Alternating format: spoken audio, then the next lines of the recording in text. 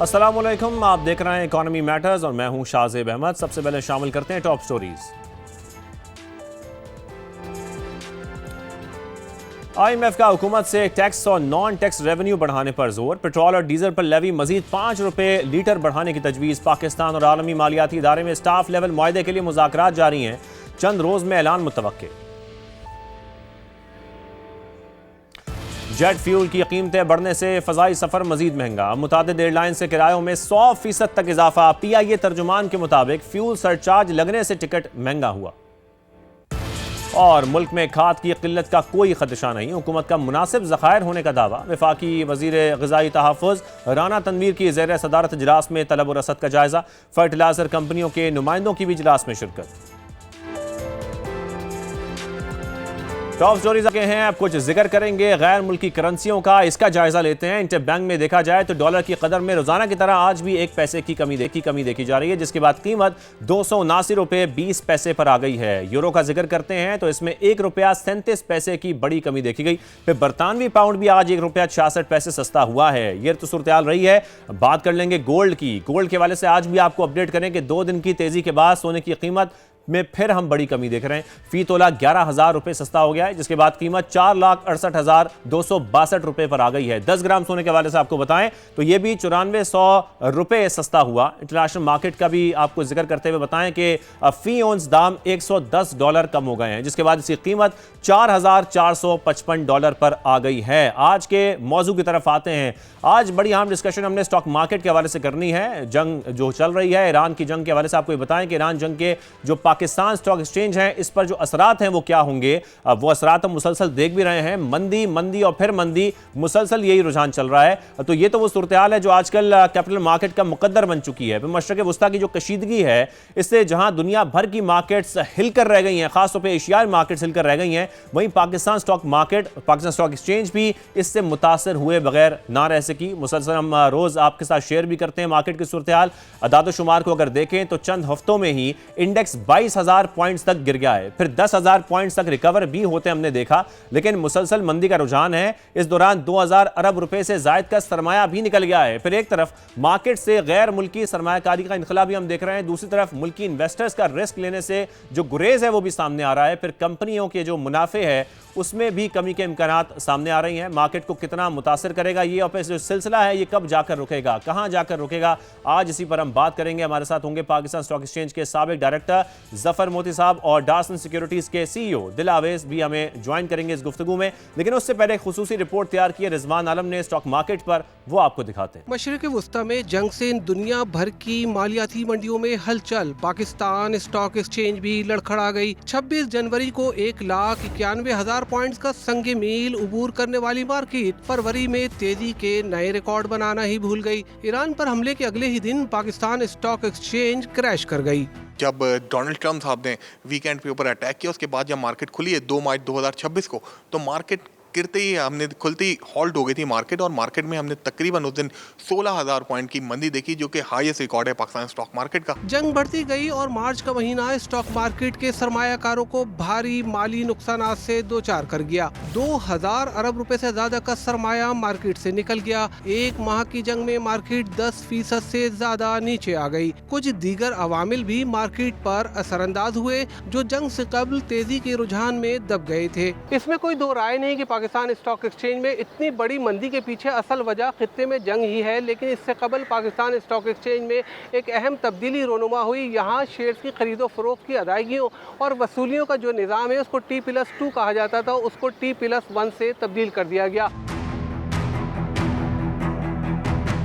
खित्ते में अमन की कोशिशों ने मुसलसल गिरती स्टॉक मार्केट को संभाला और मार्केट ने दोबारा से 1.5 लाख पॉइंट्स की अहम हद को मेंटेन किया। अभी जो मार्केट चल रही है वो बहुत अनसर्टेन है, तो यहाँ पे जैसे ही मार्केट बढ़ती है तो इन्वेस्टर है वो एक ही स्ट्रेटजी पे हमें नजर आता है कि सेल ऑन राइज। हालिया डेवलपमेंट ये भी है कि SECP ने एक से ज्यादा सहूलत अकाउंट मुख्तलिफ ब्रोकर्स के पास खुलवाने की इजाजत दी है और साथ ही नए और पुराने सहूलत अकाउंट में शेयर्स खरीदने की हद भी 10 लाख से बढ़ाकर 30 लाख कर दी गई है। माहिरीन को उम्मीद है कि सीज फायर के बाद नए सरमायाकार बड़ी तादाद में सहूलत अकाउंट खुलवाएंगे, जिससे मार्केट में सरमाए की फराहमी बढ़ेगी। कैमरामैन मोहम्मद कामरान और इमरान शाहिद के साथ सैयद रिजवान आलम, समा, कराची। इसी पर बात करने के लिए सबसे पहले जफर साहब मैं आपकी जानिब आऊँगा। सबसे अच्छी परफॉर्म करती हमारी मार्केट 1,91,000 जो पॉइंट्स थे उस तक पहुंची, एक पीक पे रही, और उसके बाद हम देख रहे हैं जब ये जंग शुरू हुई तो पहले ही दिन मार्केट हमारी क्रैश कर गई, हॉल्ट का शिकार हो गई। और उसके बाद अगर इस पूरी जंग की सूरत को देखा जाए, एक महीने का जायजा लिया जाए, जैसे कि रिजवान ने रिपोर्ट में भी जिक्र किया कि तकरीबन 10% मार्केट नीचे आ गई है। लेकिन अब सवाल जफर साहब आपसे यही है कि इस मार्केट को, जो मार्केट अपना वॉल्यूम लूज कर चुकी है, इसको गेन करने में अब कितना वक्त लग सकता है? देखिए, वो टाइम ही बताएगा। अभी जंग का जो असल खिलाड़ी है वो ट्रम्प है, और ट्रम्प ने, आपको याद है कि वो बिटकॉइन पे भी पहले खेल खेला था, अब रोज वो ऑयल पर और मार्केट्स पर खेल रहे हैं सब। उनका दामाद भी खेल रहा, मैं तो ब्लेम करूंगा। और वो जो है शुरुआत होती है हैंगसेंग से और जापानीज मार्केट से। जैसे ही बात होती है पीस की, डॉलर के अलावा भी दूसरी करेंसियों की हेजिंग में तो फर्क आता ही है, लेकिन ऑयल और कैपिटल मार्केट पर जो फर्क आता है वो आपके सामने। अभी कल तक $85 तक WTI पहुंच गया था, दोबारा 92 105 पर ब्रेंट पहुंच गया है। तो ये जो खेल है, तो वो मेरी मुनीर कमाल से भी बात हुई है, जो हमारे परमानेंट वो जो है यूनाइटेड नेशन में रिप्रेजेंटेटिव। लेकिन अगर ये खेल खेला जा रहा है रोज हाँ ना में, कैपिटल मार्केट क्या कर सकती है? कैपिटल मार्केट वो है जो इस हाँ ना पर इस पर आती है और इस पर खेला जाता है। अब मसला ये है कि अगर ये जंग खत्म नहीं होती है, या इस जंग का एक अल्टीमेटम नहीं आता है, तो आपकी मार्केट नहीं, दुनिया की तमाम मार्केट, दुनिया की तमाम मार्केट, जापान से जो सुबह उठती है और न्यूयॉर्क में खत्म होती है, उस पर फ्लक्चुएशन होती रहेगी, ऑयल में भी, गोल्ड में भी, और करेंसी में भी, और स्टॉक मार्केट। और हमारी मार्केट को आप छोटा सैंपल लेंगे। सही, बिल्कुल सही कह रहे हैं दिलावेर साहब। मैं आपको भी शामिल गुफ्तगू करूंगा। जैसे कि जफर साहब भी फरमा रहे हैं, सबसे बड़े प्लेयर जो है इस वक्त वो डोनाल्ड ट्रंप ही हैं। उनकी स्टेटमेंट जब आती है, हमने देखा थोड़ी सी रिकवरी तो हुई, लेकिन उसके बाद जो ईरान के जवाबात सामने आए, उसके बाद हमने फिर देखा कि तमाम एशियाई मार्केट्स का हम जिक्र करें, पाकिस्तान की स्टॉक एक्सचेंज को देखें तो फिर मंदी का रुझान मुसलसल देखा जा रहा है। आप भी यही सूरत हाल देख रहे हैं कि अभी रिकवरी बहुत मुश्किल है? जी, थैंक यू सो मच। बिल्कुल इसी तरह की सिचुएशन है कि अनसर्टेनिटी का लेवल जो है उसको डी एस्केलेट करने की जो कोशिशें की जा रही है, due to lack of trust and lack of confidence of both parties, जिसमें मेन प्लेयर जो है डेफिनेटली जो ट्रम्प साहब हैं और यहाँ से जो है ईरान है। तो लैक ऑफ कॉन्फिडेंस की वजह से वो दोबारा से जो है फिर उसी लेवल पे चीज़ें आ जाती हैं, और वार जो है जो दोबारा से जो है वो हो जाती है। अभी जैसे रिसेंट जो है नेवल चीफ जो है ईरानियन, उनकी वो जो है असैसिनेशन के बाद जो है फर्दर जो है मीन के इसकी एस्केलेशन जो है वो बढ़ गई है। और जो सवाल है कि अभी ये चीज़ें जो हैं, जब तक अनसर्टेनिटी है, अनसर्टेनिटी मार्केट को किल करती रहेगी। और अभी रिसेंट जो है मीन के जो इवेंट्स जो हो रहे हैं अभी रिसेंट पास्ट में देखें, और अभी जो चीज़ें एस्केलेट हो रही हैं, जो चीज़ें नज़र आ रही हैं, उस पर क्लियरली ये आ रहा है कि कोई नियर फ्यूचर में इसका कोई परमानेंट सोल्यूशन या कोई परमानेंट जो है कोई सीज फायर या कोई वो सोल्यूशन अभी नज़र नहीं आ रहा है। तो ऐसी सूरत हाल में, जी बिल्कुल, तो ऐसी सूरत हाल में जो है, जो कैपिटल मार्केट जो है स्पेसिफिकली हम पाकिस्तान में है, तो पाकिस्तान की कैपिटल मार्केट जो है दुनिया से बिल्कुल अलग नहीं है, ये उसी तरह से बिहेव करेगी। ऐसी उस पर जो है कैश इज किंग, जो हमारी जो है इन्वेस्टर्स को जो है एडवाइस जो है उसमें यही है कि कैश इज किंग। गोल्ड जिस तरह से बिहेव कर रहा है, जो हमेशा होता था कि वार लाइक सिचुएशंस में जो है गोल्ड एंड कमोडिटीज जो है, मेटल्स जो है वो ऊपर जाते थे, बट वो भी वो प्रेशर में है। तो क्लियर सिग्नल जो है कि जिसके पास कैश है वही अभी जो है वो सेफ है। कि दुनिया के हालात किस तरफ जाते हैं, एनर्जी क्राइसिस जो है वर्ल्ड वाइड जो है हो रहे हैं, स्पेशली हमारे जो रीजन में जो है हमने देखा है कि बांग्लादेश में, इंडिया में जो है एक बिल्कुल सिचुएशन जो है वो ख़राब होती जा रही है। और हम भी जो है कोई उससे बहुत ज़्यादा दूर नहीं है, बट ये कि गवर्नमेंट के टाइमली डिसीजंस, ऑस्टेरिटी मेजर्स और उसकी वजह से जो है हम जरा थोड़ा अभी उसके इम्पैक्ट को बहुत ज़्यादा फील नहीं कर रहे हैं। बिल्कुल बिल्कुल बट सर, मूविंग मार्केट में फॉरवर्ड अनसर्टेनिटी वी शुड है बी और रेडी। उसी वजह से हम देख रहे हैं कि ये फ्लक्चुएशन बहुत ज़्यादा भी हो रही है। जफर साहब, जैसा कि दिलावेर साहब भी जिक्र कर रहे हैं, ज़ाहिर है ये फ्लक्चुएशन अभी तक रहेगी जब तक कि कोई फैसला नहीं हो जाता इस जंग का। लेकिन अगर हम सिर्फ पाकिस्तान की बात भी करें तो ज़ाहिर है इस सिचुएशन में इंटरेस्ट रेट कम तो नहीं किया जा सकता, या तो बढ़ेगा या फिर उसको बरकरार रखा जाएगा। फिर इन्फ्लेशन रेट मुसलसल बढ़ रहा है, जो इस वक्त स्टाफ लेवल मुआहदा है IMF के साथ, उसके भी इम्कानात हैं। आप इस करीब आने वाले वक्त में स्टॉक मार्केट की जो परफॉर्मेंस है वो कैसी देख रहे हैं? जब तक ये जंग तो अभी ज़ाहिर चल रही है, उस पर तो हम कुछ नहीं कह सकते। देखिए, जंग तो चलती रहेगी और मैं जंग के लिए फिक्रमंद तो हूँ, लेकिन पाकिस्तान कोई ना कोई इसमें रोल प्ले करेगा, क्योंकि वो जो है ईरान जो है वो ना टर्की पर भरोसा करेगा, ना अरब वर्ल्ड के इजिप्ट पर भरोसा करेगा। वो भरोसा करेगा सिर्फ और सिर्फ पाकिस्तान पर। और बातें हो रही हैं कि इसका कोई ना कोई वे आउट निकलेगा, लेकिन ये फ्लक्चुएशन जो है इसको बर्दाश्त करना पड़ेगा। और कैश इज किंग तो अभी मैं नहीं समझ रहा हूँ। मैं समझ रहा हूँ कि अगर जिसके पास कैश है वो इन्वेस्टमेंट शुरू कर दे। 5-10 दिन की बात है, दोनों मुल्क जो हैं वो कहीं ना कहीं ईरान, इसराइल और अपना अमेरिका कहीं ना कहीं सेटल डाउन होंगे, क्योंकि अगर उन्होंने मोर्चा खोला और वो आइलैंड को खोला जिस पर ऑलरेडी यमन हैंडल कर रहा है या अटैक कर रहा है उनके होती, तो फिर और मसले बढ़ जाएंगे। और ये मसले ना सिर्फ पूरे अरब वर्ल्ड में होंगे, बल्कि इस तरफ के जो पाकिस्तान के अलावा भी कंट्रीज हैं उस पर भी इफेक्ट आ सकता है। सही।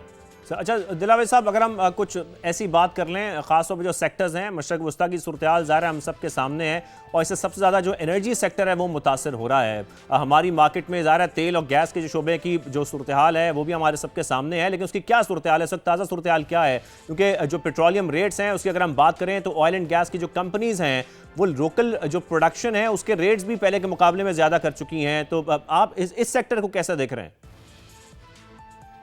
देखिए, अभी जो है जो चीज़ ऑयल एंड एनर्जी के हवाले से जो नज़र आ रही है, तो इंटरनेशनली ऑयल प्राइसेस ऐसा लग रहा है कि मैनेज्ड ऑयल प्राइसेस हैं। गो के ये एक बड़ा स्ट्रॉन्ग कंसेप्ट था कि इंटरनेशनली जो है मार्केट जो है वो मैनिपुलेट नहीं हो सकती हैं, बट ये कि अभी रिसेंट उसमें नज़र आया है कि जो ब्रेंट और क्रूड की जो ऑयल प्राइसेस इस वक्त नज़र आ रही हैं हमें, वो रियलिस्टिक नज़र नहीं आ रही हैं। जितनी इस वक्त खराबी पैदा हो चुकी हुई है उस हवाले से जो है क्रूड और ये ब्रेंट जो है 107 के पास अभी ट्रेड हो रहा है। मेरे ख्याल में ये अनरियलिस्टिक है। और इसके साथ पाकिस्तान 55 रुपीज़ जो है हमने पेट्रोल पे बढ़ाया था। तो फॉर्चुनेटली ये है कि जिस वक्त वॉर स्टार्ट हुई थी और उसके बाद जो है वो बहुत ज़्यादा अभी ऑयल प्राइसेस उधर ही मेंटेन कर रही है, और हमने 3 दफ़ा जो है 3 वीक्स जो है हमने वो वीकली बेसिस पे इसको वो मेंटेन ही करके रखा हुआ है। बट मूविंग फॉरवर्ड मुझे लगता है कि इन प्राइसेस को जो है गवर्नमेंट रिकंसिडर करेगी, और हमारे यहाँ जो है मूविंग फॉरवर्ड प्राइसेस के बढ़ने से जो है जो इंटरनेशनल जो ये क्योस बना हुआ है, इन्फ्लेशन प्रेशर जो है वो बढ़ सकता है। इंटरेस्ट रेट के बढ़ने के चांसेस जो है, मीन ईजिंग को तो भूल जाएं, क्वांटिटेटिव ये जो मॉनेटरी ईजिंग का जो एक फेज चल रहा था, अब वो जो है उसको आप रूल आउट कर दें, उसको रूल आउट कर देना चाहिए। और अब जो है इसको वो कितना बढ़ना है, कब बढ़ना है, इसके ऊपर जो है वो टाइमलाइन को आइडेंटिफाई करना और उसके मुताबिक जो है अपने पोर्टफोलियोज जो है उनको एडजस्ट करना, वो मेरे ख्याल में इस वक्त की जरूरत है। तो जरूरत है। इसके साथ साथ जो फर्टिलाइजर कंपनियां हैं इसका भी मार्केट में बहुत ज़्यादा शेयर है। दिलावेर साहब हमारे साथ ही रहिए, जफर साहब आप भी हमारे साथ रहिए। अब एक ब्रेक शामिल करते हैं, ब्रेक आते हैं, कुछ दीगर सवालात हैं जो अपने मेहमानों से करने हैं।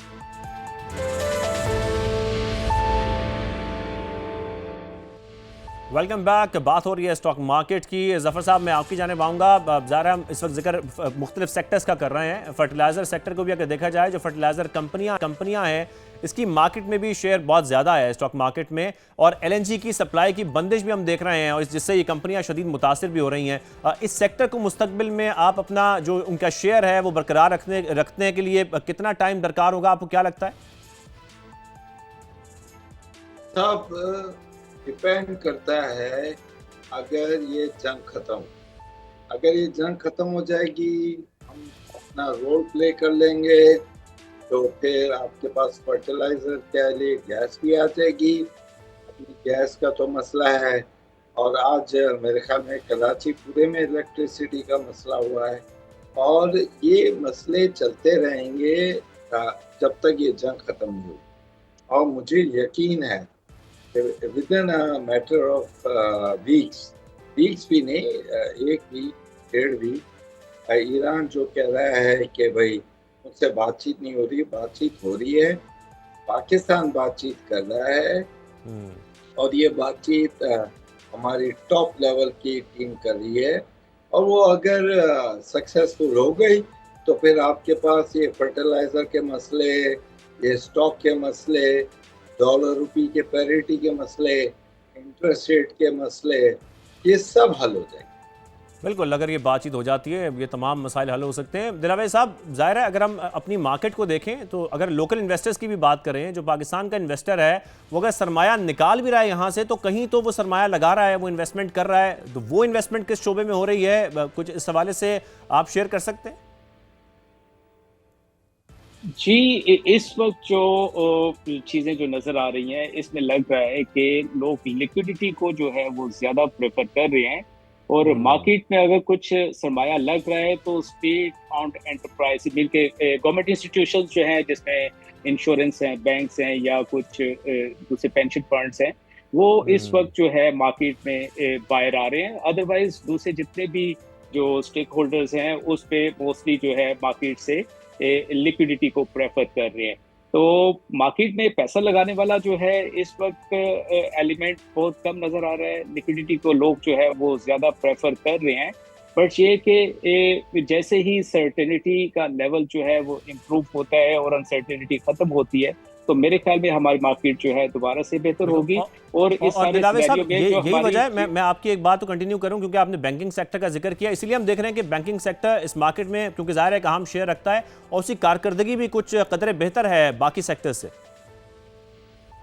जी बिल्कुल, बैंकिंग सेक्टर जो है, बट ये कि मूविंग फॉरवर्ड आगे जैसे हम देख रहे हैं, फोर्सी कर रहे हैं कि इंटरेस्ट रेट एक बढ़ने का सिनेरियो जो है वो बिल्ड होता हुआ नजर आ रहा है, तो उसमें ऑब्वियसली जो है फाइनेंशियल सेक्टर्स जो है, बैंकिंग सेक्टर, इसको वो रखना चाहिए। बट जो गेन्स और जो एक अनप्रेसिडेंटेड प्रॉफिट जो है इन्होंने प्रीवियसली पोस्ट कर चुके हुए हैं, वो आगे नियर फ्यूचर में उस तरह की परफॉर्मेंस, बट ये कि रिलेटिवली अदर सेक्टर्स के साथ कंपेयर करेंगे तो फिर भी ये तो वो बेहतर है। अच्छा जफर साहब, मैं आपसे एक लास्टली कमेंट चाहता हूं। जब हम देख रहे हैं इस वक्त जो मुल्क की सूरत हाल है, जो जंग की सूरत हाल है, उसमें देखते हुए इस वक्त आपको क्या लगता है कि अगर ये जंग तवील हो जाती है तो फिर पाकिस्तान को क्या स्टेप्स लेने बहुत ज़रूरी हैं, और जो इन्वेस्टर्स हैं उनके लिए आपके क्या सजेशंस हैं? क्या इस वक्त सिर्फ वेट एंड सी ही करना चाहिए, या कोई और स्टेप्स भी वो ले सकते हैं? सिर्फ होल्ड करना चाहिए। जंग का मैटर खत्म होने को है।